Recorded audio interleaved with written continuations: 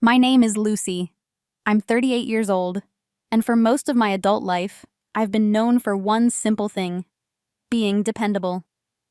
I live in a quiet suburb outside Portland, Oregon, where the houses all look a little too similar, and the mornings smell faintly of coffee and wet pavement. I work part-time as a library coordinator, which means my days are usually filled with organizing shelves, helping people find books they didn't know they needed, and maintaining a kind of gentle order that most people never notice. If you ask the people in my life to describe me, the answers would probably sound similar. Lucy is calm. Lucy is practical. Lucy doesn't make scenes. Some might even say I'm the kind of woman who prefers peace over conflict. And in many ways, that's true. For 15 years, I was married to a man named Daniel. We built what looked, from the outside, like a very ordinary and stable life. Shared routines, shared bills, shared holidays, the quiet rhythm of two people who believed they knew each other completely. For more than a decade, we never hid anything from each other. Our phones were interchangeable. Our passwords were the same. If one of us received a message while the other was nearby, neither of us thought twice about picking it up. It wasn't something we ever discussed. It was simply how our marriage worked. Until one small habit appeared. Daniel started locking his phone. At first, it seemed so insignificant that I almost dismissed it immediately. A tiny shift in behavior, the kind of thing that could easily be explained away by work, privacy, stress, or even just a new habit. But then something else changed. He began turning the screen away when messages arrived. He started taking his phone with him everywhere, even to the kitchen, even to the shower. And sometimes, when he thought I wasn't looking, he would check it with a kind of quiet urgency I had never seen before. None of this happened dramatically. There were no sudden arguments, no obvious lies, no moment where everything shattered. Instead, it unfolded slowly, so slowly that for a long time, I wondered if I was imagining the whole thing. This story isn't about shouting matches or explosive revenge. It's about something quieter. It's about what happens when the person you've trusted for 15 years begins to build a wall you can't see through. And how, sometimes, the most important decisions in life are made in silence. I'm going to tell this story honestly, not to humiliate anyone, not to dramatize what happened, but because sometimes the smallest change in a relationship reveals the deepest truth. And once you see that truth clearly, you can't go back to the life you had before. So before I begin, let me ask you something simple. Have you ever noticed a tiny change in someone you love and felt, deep down, that it meant far more than it seemed? Before everything changed, there was a version of me that everyone seemed very comfortable with. The reliable one, the quiet one, the woman who always kept things running smoothly without asking for attention. In our circle of friends, I was usually the person who remembered birthdays, organized dinners, and made sure no one felt left out. If someone forgot to bring something to a gathering, I had already packed an extra. If plans changed suddenly, I adjusted without complaint. People appreciated that about me. But appreciation and recognition are not always the same thing. After 15 years of marriage, Daniel and I had settled into a rhythm so familiar it almost felt automatic. Our mornings began quietly, coffee brewing in the kitchen, the faint hum of the dishwasher finishing its cycle. Sometimes we spoke about the day ahead. Sometimes we didn't. Neither of us felt the need to fill every silence. Daniel worked as a regional sales manager for a construction supply company. His job involved travel, meetings, and a constant stream of phone calls. Mine, in comparison, looked almost invisible from the outside.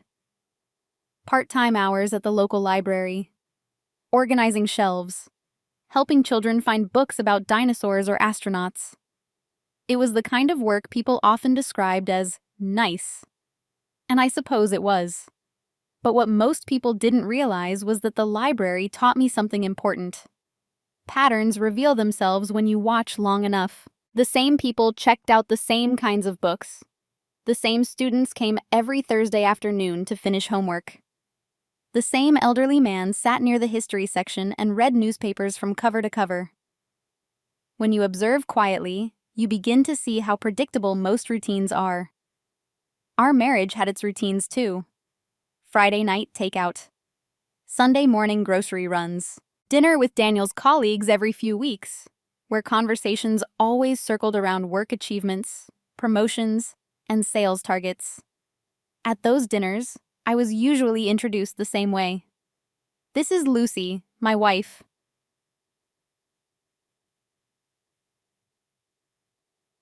It was never said unkindly, but the introduction rarely continued beyond that. Sometimes someone would ask what I did, and when I said I worked at the library, the response was always polite. "Oh, that must be relaxing." Then the conversation would shift back to contracts, markets, and quarterly numbers. I didn't mind. At least that's what I told myself. Over time, you learn the role people expect you to play, and once they've decided who you are, they stop looking any deeper. Daniel didn't treat me badly. That's something important to say. He paid the bills on time. He asked how my day went. He brought home flowers on anniversaries. From the outside, nothing about our marriage suggested trouble. But there's a subtle difference between being respected and being taken for granted. Respect requires attention. Being taken for granted simply requires you to keep doing what you've always done. And for many years, I was very good at that. If Daniel came home late, dinner waited. If he forgot something important, I quietly fixed it before anyone noticed. If tension appeared during social gatherings, I smoothed it over with humor or small talk. People often thanked me. "You're so easygoing, Lucy. You never make things complicated." What they meant, though they never said it directly, was something slightly different. Lucy won't challenge anything. Lucy will adapt. Lucy will keep the peace. At the time, I didn't see that as a problem. In fact, I believed it was part of being a good partner, a good friend, a good adult in a world already full of conflict. But when people become comfortable with your silence, something else begins to happen. They start assuming your silence means you don't notice things.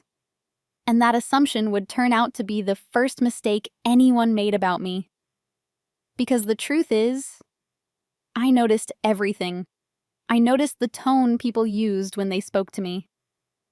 I noticed the conversations that stopped when I entered a room. And eventually, I noticed something else. Something much smaller. Something that, at first glance, seemed almost meaningless. Daniel had started locking his phone. At the time, it looked like nothing. Just a small change in habit. But sometimes, the smallest details are the ones that quietly begin to unravel an entire life. The first time I noticed it, I almost laughed at myself for even paying attention. It was a Tuesday evening in early spring. The kind of evening where the sky outside the kitchen window stays pale long after dinner is finished. Daniel had come home later than usual, still wearing his work jacket. He dropped his keys into the small ceramic bowl by the door and loosened his tie while telling me about a difficult client meeting. Nothing unusual. I was standing at the counter, slicing cucumbers for a salad, when his phone buzzed on the kitchen table. A quick vibration. Nothing dramatic.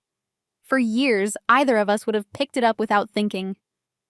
If Daniel's hands were full, I'd glance at the screen and say something like, "Mark from work," or "Your brother texted." That night, I did exactly what I'd done hundreds of times before. I reached for the phone. But before my fingers even touched it, Daniel moved. Not aggressively, not suddenly, just fast enough that the motion felt deliberate. He stepped forward and placed his hand over the phone, sliding it toward himself. "I've got it," he said. His voice was light, almost casual. Then he flipped the screen over so it faced the table. For a moment, neither of us said anything. I remember thinking how strange it was that such a small gesture could feel so noticeable. "Probably just work," he added, unlocking the phone quickly and glancing at the screen. Then he slipped it into his pocket. The conversation moved on immediately. He asked about the book I had been reading. I asked whether his meeting had gone well. Dinner continued exactly as it always had. But something about that moment stayed with me. Not because of what happened, because of what had never happened before. For 15 years, Daniel had never moved his phone away from me like that.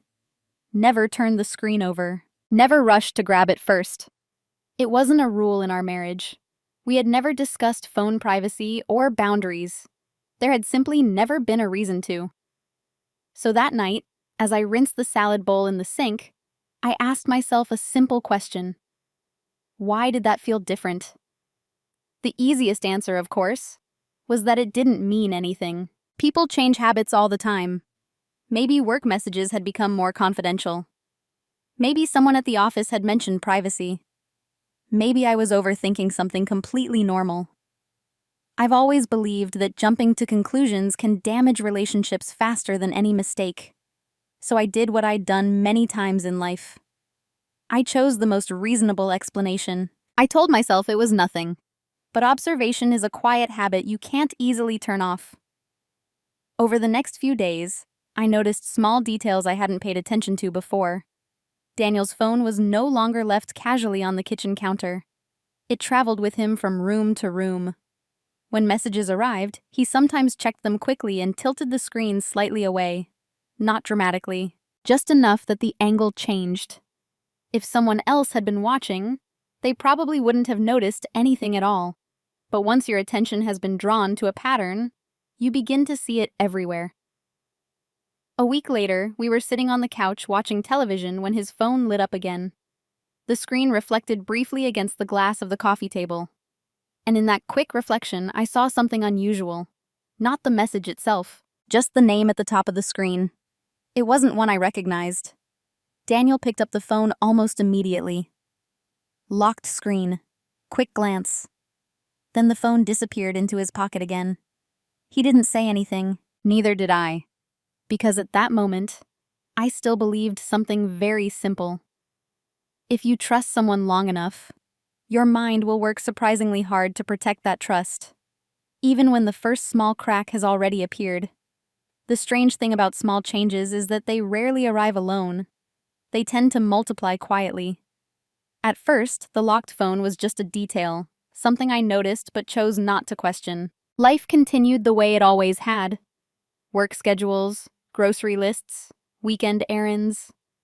But once your mind has registered a difference, it begins to notice the moments surrounding it. And those moments started appearing more often. Daniel began bringing his phone with him everywhere. Not just from the living room to the kitchen. Everywhere. If he stepped outside to take the trash out, the phone went into his pocket. If he went upstairs to shower, the phone came with him. Even when he walked to the backyard to check the grill, the phone traveled with him like something slightly too important to leave behind. It was subtle, but it was consistent. One evening, about 2 weeks after that first moment in the kitchen, we were preparing dinner together. I was chopping vegetables while Daniel leaned against the counter, scrolling through something on his phone. "Can you hand me the olive oil?" I asked. He reached for the bottle, still holding the phone in his other hand. Out of habit, I glanced toward the screen, and again, without thinking, he angled it away.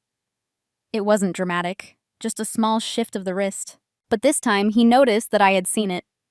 For a brief second, our eyes met. Then he smiled. "Work stuff," he said lightly. "Nothing interesting." "Oh, pasasai." The explanation came too quickly, almost as if it had been prepared in advance. I nodded. "Okay." And just like that, the moment ended. But something about that exchange stayed with me long after dinner. Not because I believed he was hiding something. Because of the tone. It was the same tone people sometimes use when explaining something that wasn't questioned in the first place. The kind of explanation that appears before the question even exists. Over the next few weeks, similar moments began appearing more frequently. If I walked into the room while he was texting, the phone would lower slightly. If a message arrived while we were talking, He would check it quickly and return the device to his pocket. Sometimes he even turned the screen brightness down. Each action, by itself, could easily be explained. Together, they formed a quiet pattern, and patterns are difficult to ignore once they become visible. But here's the part that surprised me most. I didn't confront him. Not once. Instead, I started doing something else. I began explaining his behavior to myself. He's probably dealing with a stressful client. Maybe someone at work is going through something personal. Maybe he just wants a little privacy. The mind is very good at creating reasonable explanations when you care about someone, especially when the alternative explanation feels too heavy to carry. And there was another reason I stayed quiet. The truth is, Daniel didn't treat me unkindly. He still asked about my day. He still made plans for the weekend. He still kissed my forehead when he left for work in the morning. Nothing about his behavior suggested anger or distance. Except for one small thing. The phone was no longer something we shared space around. It had become something separate, private, guarded, and over time, something even more subtle began to change. Daniel started assuming I wouldn't ask. He stopped offering explanations. The quick work stuff comments disappeared. The phone simply moved out of sight whenever I came near, and because I never challenged it, that behavior slowly became normal. Not just for him, for both of us. There's a quiet moment in many relationships where a line gets crossed. Not loudly, not intentionally, but through repetition. And once that line has been crossed enough times, it starts to look like it was never there at all. But what Daniel didn't realize was this. While he believed I was ignoring the change, I was actually watching it very carefully. There's a quiet moment in many long relationships when you begin to understand the role you've been given. Not the role you chose, the one that slowly formed around you while life moved forward. For years, I had believed that Daniel and I were partners in the truest sense of the word. We shared responsibilities, decisions, and routines. Nothing about our life felt unbalanced. But as the weeks passed and his phone remained carefully guarded, I began noticing something else. Something that had existed long before the phone ever became an issue. The way people expected me to behave. At dinners with Daniel's colleagues, conversations flowed around the table like familiar scripts. Sales strategies, company rumors, stories from business trips. Daniel was confident in those spaces. Animated, even. He laughed easily, told stories. Occasionally, exaggerated small details in ways that made everyone smile. And I usually listened. If someone asked a question, I answered politely. If the conversation drifted towards something lighter, travel, movies, books, I contributed when it felt natural. But mostly, I observed. One night during one of those dinners, something happened that made the pattern clearer than it had ever been before. We were sitting at a long wooden table in a crowded restaurant. Daniel was describing a complicated deal his company had been negotiating. At some point, he mentioned a scheduling issue that had nearly caused the contract to collapse. Without thinking, I said, "Wasn't that the meeting you rescheduled twice because the supplier in Denver kept pushing the date back?" The table went quiet for a second. Daniel looked at me. Not angry, just surprised. Then he laughed. "See?" he said to the group. "Lucy remembers everything. That's why our life runs on schedule." Everyone laughed politely, and the conversation moved on. It seemed harmless, but something about that moment stayed with me, because what I had said wasn't remarkable. I had simply remembered a detail he had told me weeks earlier. Yet the reaction at the table suggested something different, as if the idea that I had been paying attention all along was unexpected. Later that night, as we drove home, Daniel said something casually that revealed more than he probably intended. "You didn't have to correct me back there," he said. "I wasn't correcting you," I replied. "I know," he said quickly. "I just meant, those work details aren't really important." I looked out the window at the passing streetlights. "Important to who?" I asked. He didn't answer immediately. Then he shrugged. Just work stuff. The conversation ended there, but the meaning of it lingered. Over time, I realized something subtle had happened in our marriage.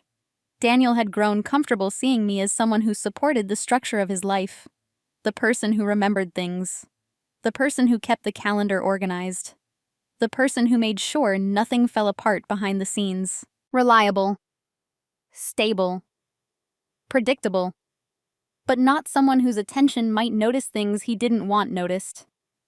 And because I had never challenged that perception, it had become part of the role I played, the quiet partner, the calm one, the woman who didn't ask uncomfortable questions. At least, that's what Daniel believed. What he didn't realize was that roles only remain permanent as long as the person inside them chooses to stay there.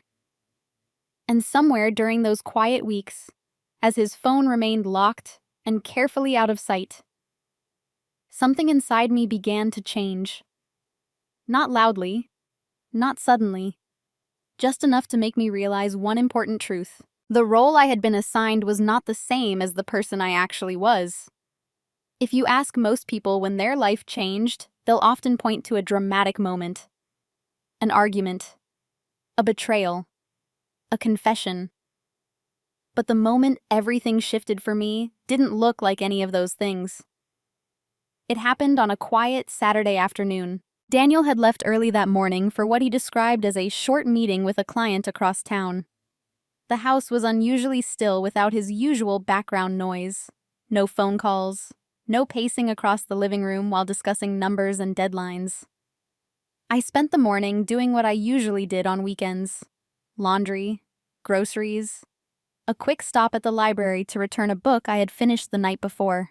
Nothing unusual. By early afternoon, I was sitting at the kitchen table with a cup of tea and my navy blue notebook open in front of me. The same notebook I had used for years to write small thoughts, reminders, and the occasional observation that felt too vague to explain out loud. Most of the pages were ordinary things.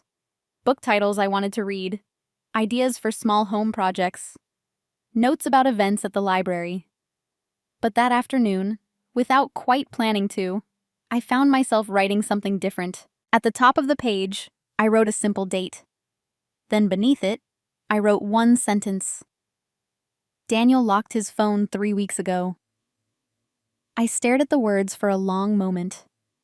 It felt strangely formal to see the thought written down like that, almost like the beginning of a record. Then, slowly, I added a few more lines. Brings phone everywhere now. Turns the screen away when messages arrive. New name appeared once. Didn't recognize it.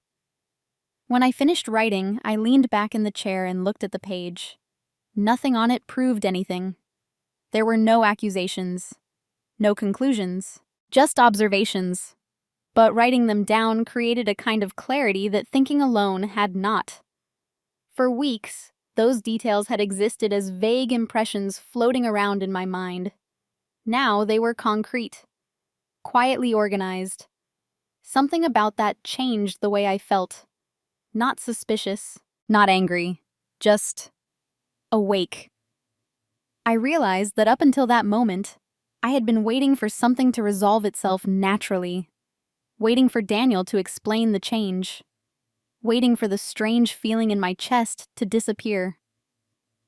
But that afternoon, a different thought appeared.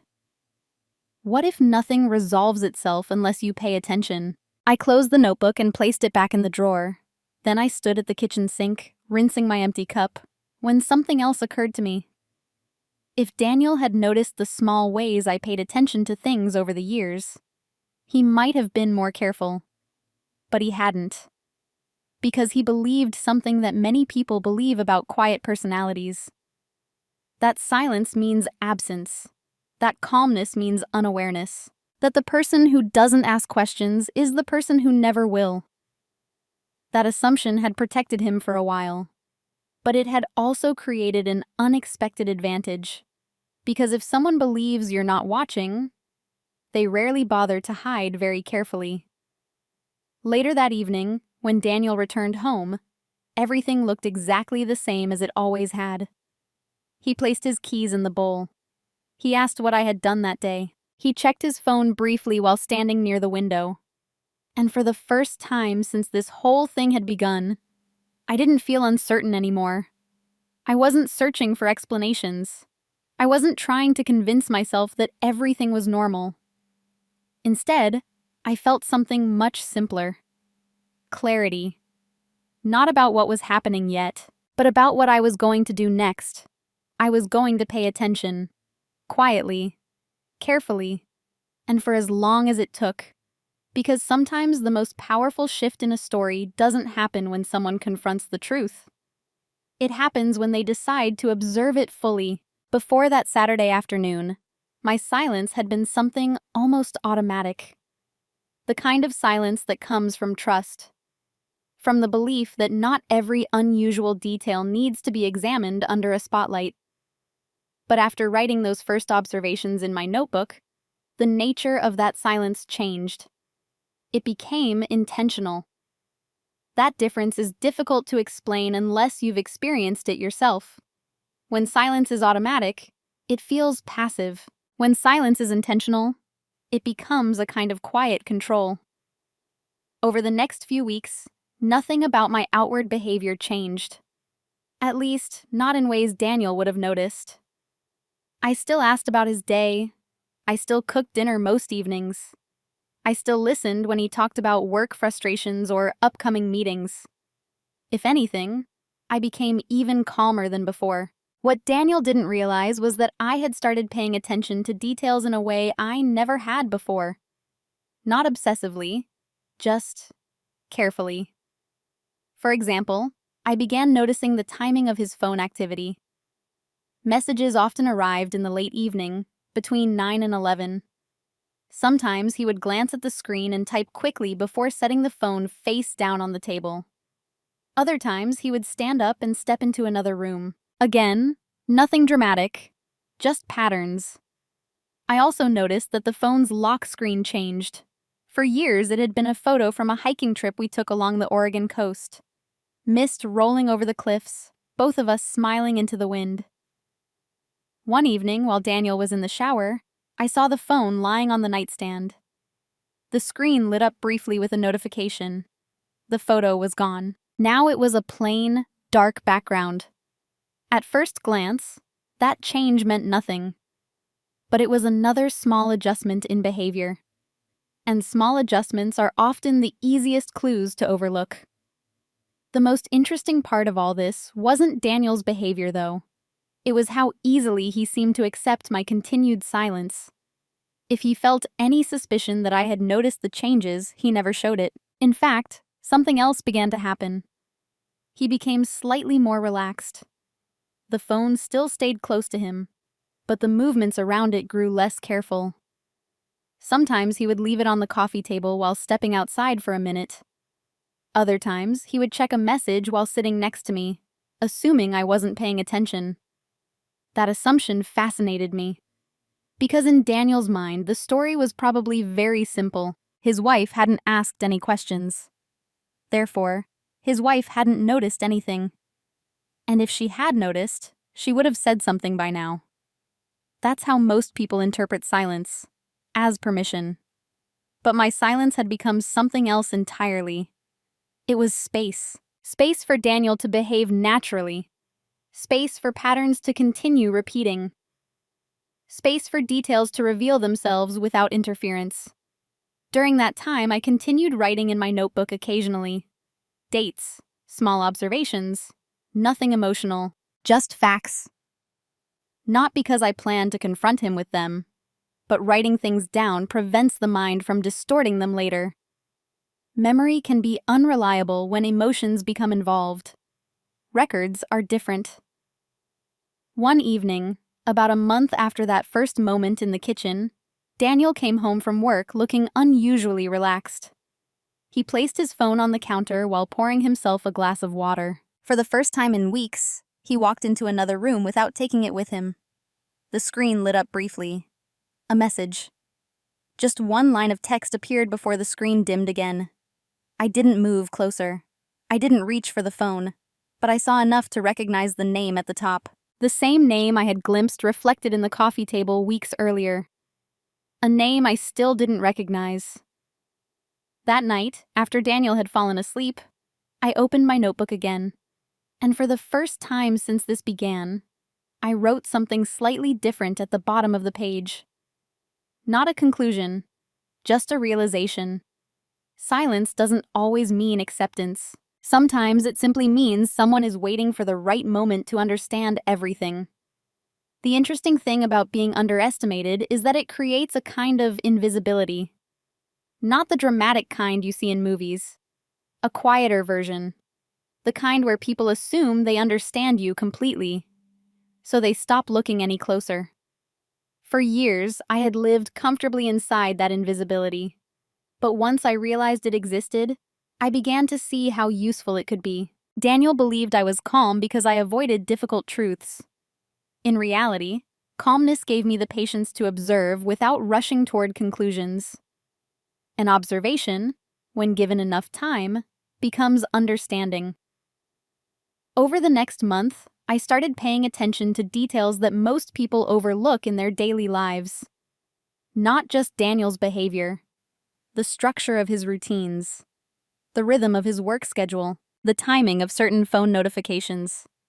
At the library, I was already used to organizing information in quiet ways, tracking borrowed books, managing archives, and noticing when something had been misplaced. This situation required the same skill, just applied to a different subject. For example, Daniel's work trips followed fairly predictable patterns. Most of his overnight trips happened during the middle of the week, usually Tuesday through Thursday. He would mention them casually at dinner. Denver next week. Maybe Phoenix later this month. But recently, I noticed something new. Some trips were mentioned only the night before. Short notice. A quick overnight stay. And on those trips, the phone activity increased. Late evening messages. Short calls are taken in another room.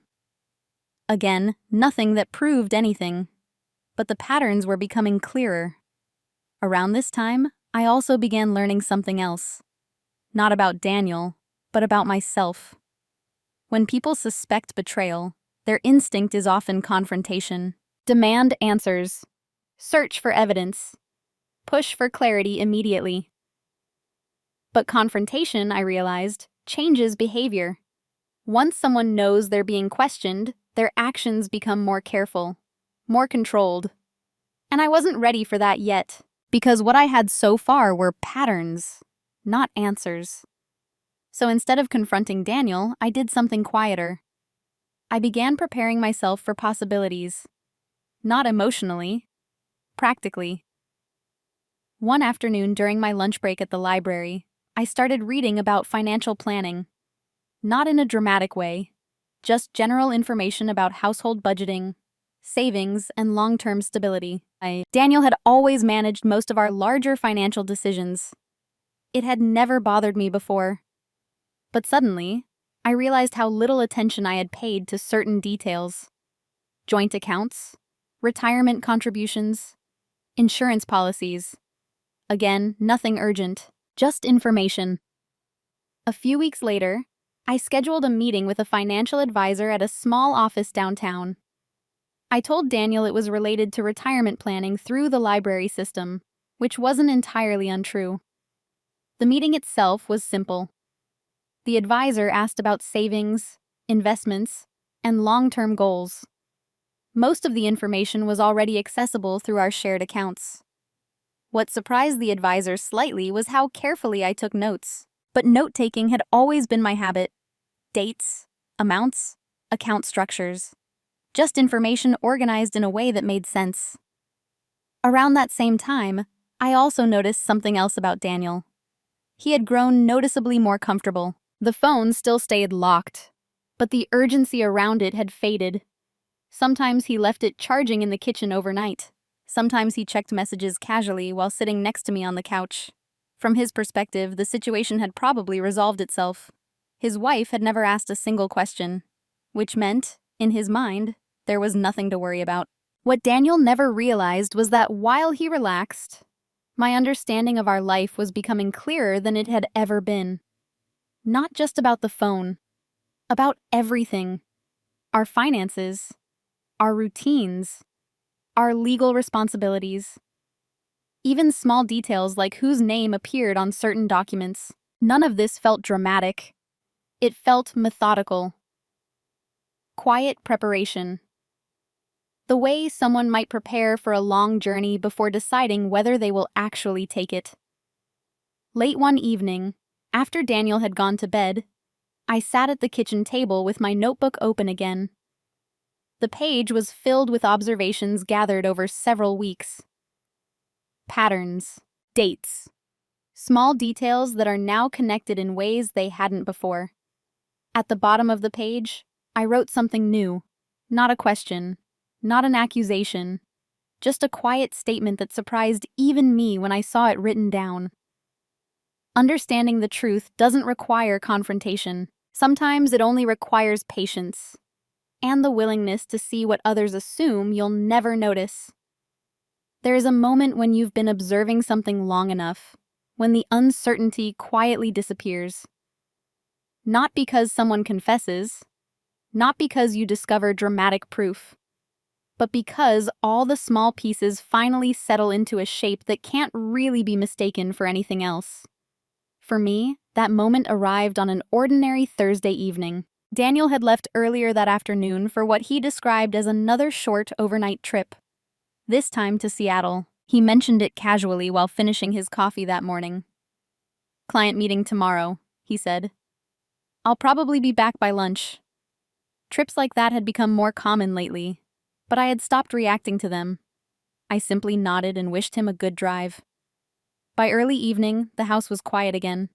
I had finished dinner, washed the dishes, and settled into the living room with a book I had borrowed from the library. Around 9 o'clock, Daniel called. The conversation lasted less than 3 minutes. "Just checking in," he said. "The meeting prep ran late, so I grabbed dinner with a colleague." His voice sounded normal, relaxed, almost routine. We exchanged a few more sentences about small things, weather, traffic, and when he expected to leave the next morning. Then the call ended. Nothing about it felt unusual. But after the phone call, something happened that Daniel couldn't have predicted. His tablet, an older one he used occasionally for work presentations, was still sitting on the desk in our home office. Daniel rarely used it anymore, which meant he had never bothered to change its settings. When the screen lit up with a notification, I glanced over without much thought. At first, I assumed it was an email. But the notification wasn't an email. It was a message preview. The name at the top was the same one I had seen weeks earlier. The name I didn't recognize. And below it was a short sentence. Just one line. Nothing dramatic, nothing explicit, but unmistakably personal. For a long moment, I stood there looking at the glowing screen. I didn't open the message. I didn't touch the device. The preview alone was enough, because it confirmed something I had already begun to understand. Daniel hadn't been guarding his phone because of work, and the late-night messages hadn't been about business. They were part of a conversation that existed outside the life we shared. I expected to feel something intense at that moment. Anger, shock, maybe even heartbreak. Instead, what I felt was something much quieter. Recognition. No recognition of the person sending the message. I still didn't know who she was. But recognition of the pattern I had been watching for weeks. The pieces had simply fallen into place. I turned off the light in the office and walked back to the kitchen. The house was completely silent. I poured myself a glass of water and sat down at the table. For the first time since this entire situation began, there was no uncertainty left in my mind. But what surprised me most was the absence of panic. Perhaps because I had already spent weeks preparing for the possibility that something like this was happening. My mind wasn't racing. It was organized. I opened my notebook and wrote the date. Then I added one sentence. Tablet notification confirmed the messages are personal. I paused for a moment before writing anything else. because this was the first time the situation had moved beyond patterns and observations. Now there was clarity, but clarity doesn't immediately tell you what to do next. It only removes the illusions that once made things comfortable. I closed the notebook and looked around the quiet kitchen. 15 years of shared life existed within these walls. Memories, routines, conversations that had once felt permanent. And now, somewhere outside this house, Daniel was maintaining another conversation entirely, one he believed I would never see. The interesting thing about discovering the truth privately is that no one else knows the moment it happens. From Daniel's perspective, nothing had changed. He would return home the next day. We would likely have dinner together. He might even ask about my day the way he always did. But something important had already shifted, because now I understand something clearly. The question was no longer whether something was happening. The question was what I was going to do with that knowledge. And that decision, I realized, would change everything that came next. When people imagine discovering something like this, they often picture an immediate reaction, a confrontation, a demand for answers, an argument that spills out all the emotions that have been building for weeks or months. But that night, sitting alone in the kitchen, none of those reactions felt right to me. Not because I was afraid of conflict, because I had already spent enough time observing the situation to understand something important. Once you confront someone, the entire dynamic changes. The truth might come out faster, but clarity doesn't always improve when emotions take control. Instead, it becomes tangled with denial, explanations, and promises that may or may not mean anything in the long term. So I did something that probably looked unusual from the outside. I treated the moment like a decision point, not a reaction point. The truth was already clear enough. Daniel was having a conversation with someone he believed I didn't know about. Maybe it had been happening for weeks, maybe longer. The exact timeline didn't matter as much as the pattern itself. And once a pattern like that exists, several paths open in front of you. That night, I sat at the kitchen table and quietly thought through those paths. The first option was the most obvious. Confront him. Wait until he returned home the next day, place the notebook on the table, and ask the questions that had been forming quietly in my mind for weeks. It would have been simple, direct, and emotionally satisfying in the short term. But I also knew something about Daniel. He was good at persuasion. His career depended on it. If I confronted him with incomplete information, the conversation would likely become a negotiation rather than a truth. There would be explanations, context, minimization. And once those conversations begin, the focus often shifts away from what actually happened. The second option was silence. Ignore the discovery completely. Pretend the message on the tablet meant nothing and continue living exactly as we had been. Many people choose that path, not because they're weak, because the stability of a long life together can feel more valuable than the uncertainty that comes with breaking it apart. 15 years is not a small thing to walk away from. But as I sat there thinking through that option, something inside me felt misaligned. Not angry, just honest. I realized that continuing as if nothing had happened would require me to ignore something fundamental. Trust doesn't disappear in dramatic explosions. It fades quietly when the truth becomes something that must be avoided. And once avoidance becomes part of daily life, the relationship changes in ways that are difficult to repair. There was also a third option, one that felt less emotional and more deliberate. Instead of confronting Daniel immediately, I could prepare, not in a hostile way, not with the intention of punishment, but with clarity. If I were going to make any major decision about our future, I wanted to do it from a position of understanding, not confusion. That meant learning everything I needed to know about our shared life, our finances, our legal responsibilities, our assets, things I had allowed Daniel to manage for years simply because it seemed efficient at the time. The more I thought about it, the more that third option made sense. Not because it delayed the truth, but because it respected the seriousness of what I had discovered. A 15-year marriage deserves more than a reaction. It deserves a decision made with a clear mind. Later that night, before going to bed, I wrote one more sentence in my notebook. I will not confront him yet. Not out of fear, out of intention. Because the next steps in this story were going to matter far more than the moment I had just experienced. And I wanted those steps to be taken with complete clarity.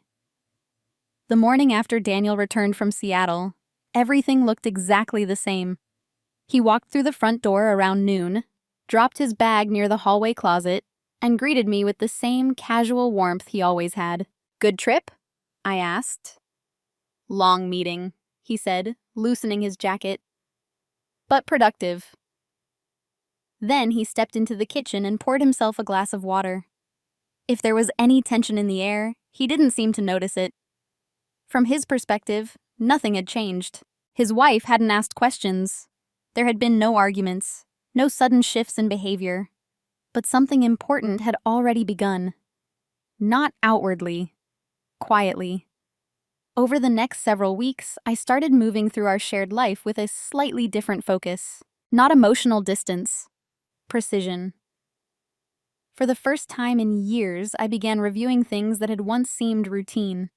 Our bank accounts, insurance policies, mortgage documents, retirement plans. Daniel had always handled most of the larger financial details simply because his work schedule made him more familiar with those systems. At the time, it had seemed practical. Now it felt necessary for me to understand everything myself. Because major decisions are difficult to make when you only understand half of the structure around you. Most of the information was easy to access through our shared online accounts. Statements, account balances, investment summaries. Nothing I found was alarming. Daniel had always been responsible with money. But responsibility and transparency are not always the same thing. One afternoon during my lunch break, I scheduled another meeting with the financial advisor I had spoken to earlier. This time, the conversation was slightly different. Instead of asking general questions, I asked about financial independence, what it looks like for someone who has been married for many years. What kinds of preparations do people usually overlook? The advisor didn't ask personal questions about why I was interested. He simply explained the options calmly. Budget structures, individual accounts, legal considerations that sometimes arise when long-term partnerships change. Again, I took notes. Carefully. Around the same time, I also scheduled a quiet consultation with a family attorney recommended by a colleague at the library. The meeting lasted less than an hour. The attorney asked simple questions. How long had we been married? Did we own property together? Were there shared investments or retirement plans? I answered honestly. Nothing dramatic, just information. At the end of the meeting, the attorney said something that stayed with me. Many people wait until emotions are overwhelming before learning these details, she said. It's actually much healthier to understand them early. Healthy. It was an interesting choice of words, because what I was doing didn't feel like conflict preparation. It felt more like gathering clarity. During all of this, life at home continued normally. Daniel talked about work. We went grocery shopping on Sundays. We had dinner together most evenings. The phone still stayed locked. The messages still arrived occasionally in the late evening. But I no longer watched those moments with the same curiosity, because I had already seen enough to understand the truth. What mattered now was something else. Position. Not control, not revenge. Just the quiet understanding that if I needed to make a serious decision about my future, I would be able to do so without confusion or dependency. And the interesting thing about moving quietly is that people rarely notice when it's happening. From Daniel's perspective, the stability of our life had remained untouched. If anything, he seemed even more relaxed. The tension that had once surrounded his phone had faded almost completely. He had grown comfortable again. Comfortable enough to believe that the small secret he was keeping existed safely outside the boundaries of our marriage. But while he was becoming more comfortable, I was becoming more prepared. And preparation has a way of quietly changing the balance of any situation, even when no one else realizes it yet. For a while, the changes I had been making existed quietly in the background. No one noticed. That was the point. Preparation doesn't always create immediate consequences. Often, it simply shifts the structure of a situation long before anyone feels the impact. Over the next several weeks, I continued adjusting small things in my life. Nothing dramatic, just practical steps. I opened an individual savings account and began transferring a modest amount of money from my library salary each month. Not secretly, there was nothing hidden about it. But Daniel rarely reviewed the smaller financial movements in our accounts. I also updated a few personal documents: insurance contacts, digital passwords, access to certain records that had always existed under shared logins. None of these changes affected our daily life. Dinner still happened at the same time most evenings. We still watched television together on the couch. From Daniel's perspective, the stability of our marriage had remained untouched. But something subtle had begun shifting. The difference was invisible to him, yet increasingly clear to me. For the first time in years, I understood exactly how our life was structured, financially, legally, practically. And that understanding created a kind of quiet independence. Around this time, I also began spending slightly more time outside the house. Not in a dramatic way. I volunteered to help organize a new literacy program at the library, which occasionally kept me there later in the evenings. Daniel didn't question it. If anything, he seemed pleased. "Good to see you doing something new," he said one night. I smiled and nodded, but the real consequence wasn't the extra hours. It was the shift in perspective those hours created. When you step slightly outside the routine you've lived in for years, you begin to see it more clearly. The small imbalances, the quiet assumptions, the ways people grow comfortable with the roles others play. Daniel had grown comfortable with the version of me who would always be there, maintaining the steady structure of our life. And for a long time, I had filled that role without questioning it. But now the structure had changed. Not emotionally, practically. The foundation of my own independence had begun forming quietly beneath the surface. Daniel didn't notice any of it. But consequences don't always begin with dramatic events. Sometimes they begin with something much simpler. A person quietly realizes that their life contains more options than they once believed. The moment Daniel realized something was changing didn't come from a dramatic discovery. It came from something much smaller. A question. One evening, about 2 months after that night with the tablet notification, we were sitting at the kitchen table after dinner.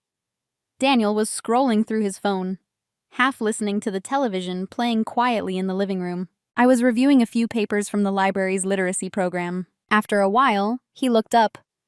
"You've been busy lately," he said. His tone wasn't suspicious, just curious. "A little," I replied.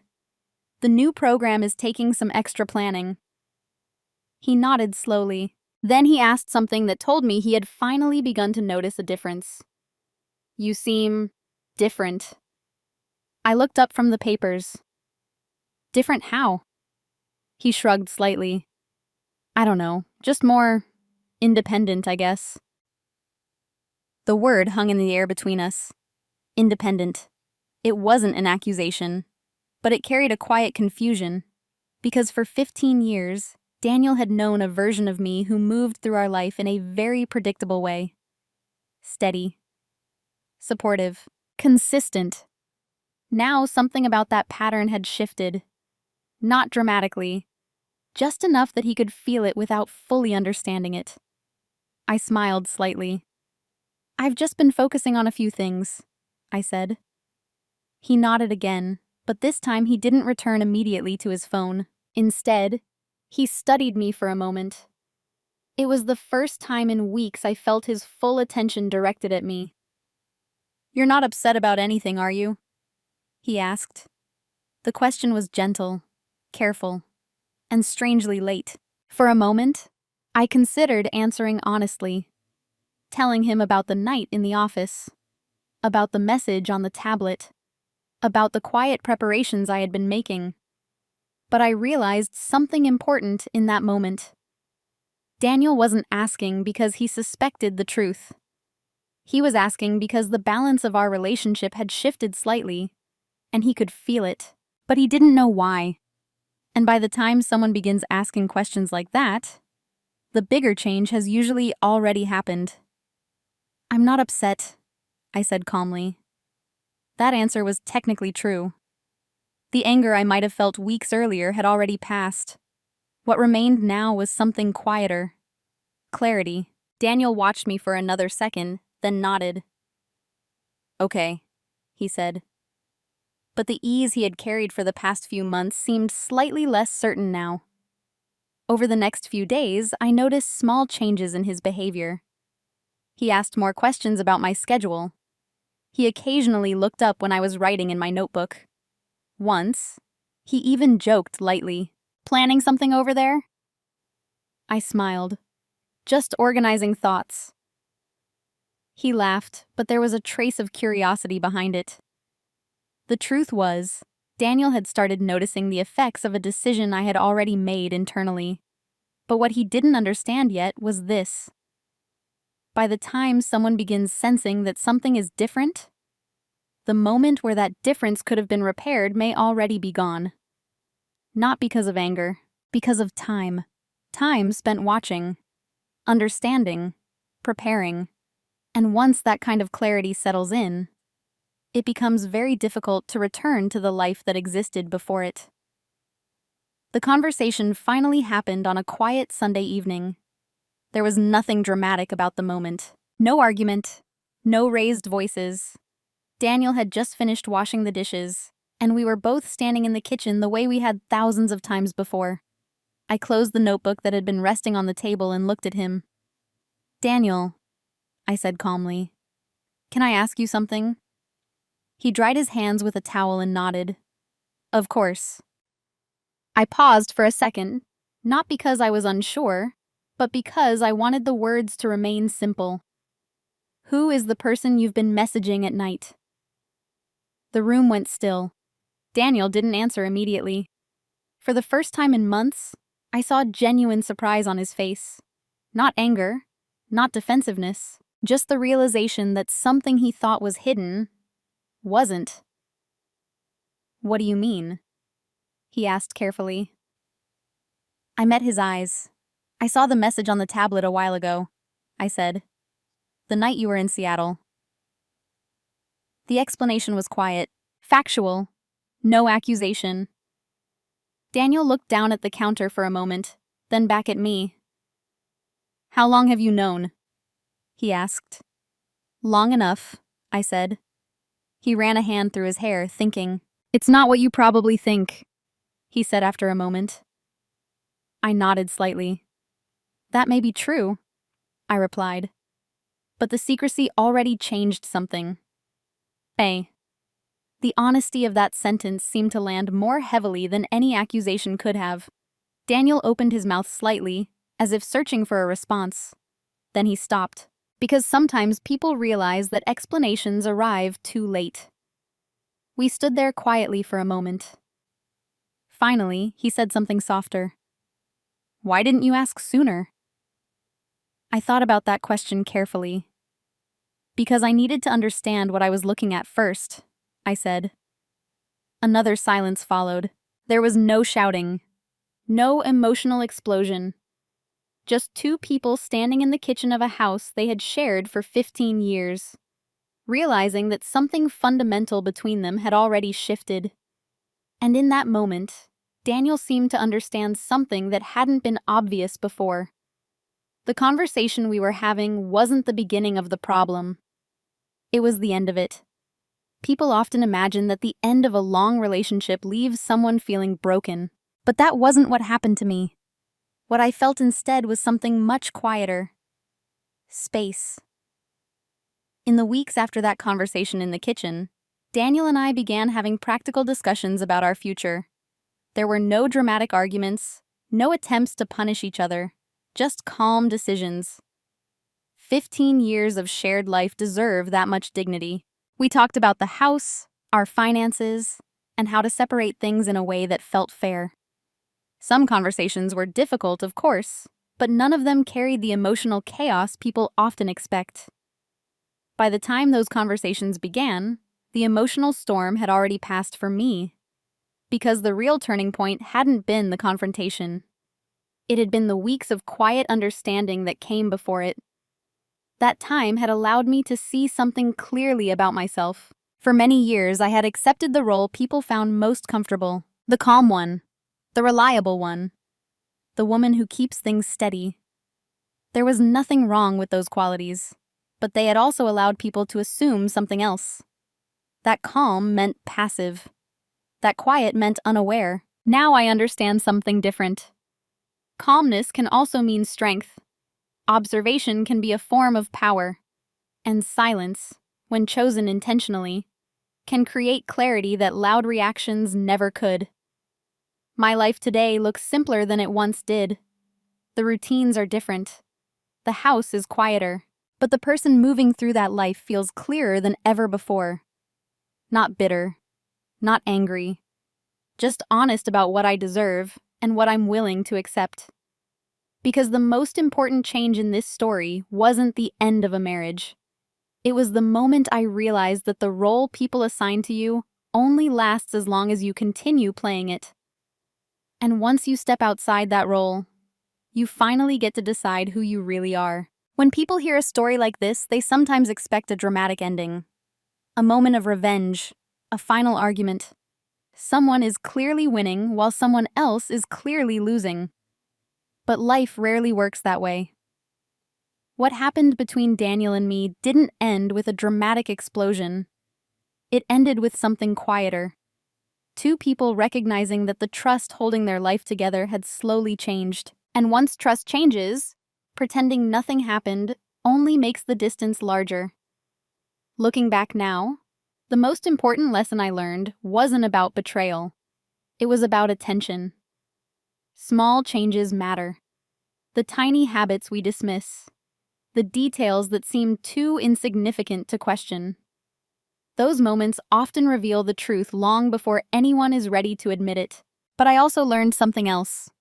You don't have to react immediately to everything you discover. Sometimes the strongest response is patience. Taking time to understand the full picture. Giving yourself the clarity needed to make decisions with dignity instead of anger. In the end, I didn't lose my voice by staying quiet for a while. I simply chose the moment when that voice would matter most, and that made all the difference. Now I'm curious about something. If you had noticed the same small change in someone you trusted for years, would you have confronted them immediately? Or would you have waited and watched the way I did? Video hữu ích, hãy ấn like và đăng ký kênh để ủng hộ mình nhé. Chúng ta sẽ gặp nhau ở những video tiếp theo. Bye bye.